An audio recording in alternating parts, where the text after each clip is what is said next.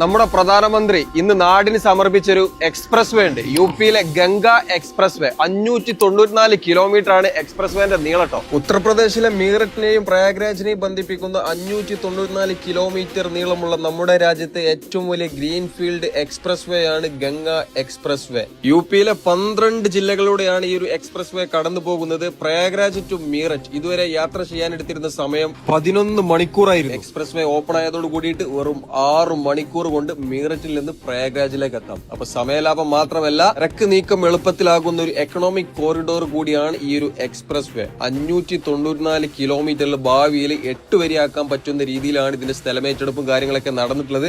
36,230 കോടി രൂപക്കാണ് ഈ ഒരു പാത നിർമ്മിച്ചത് കേട്ടോ.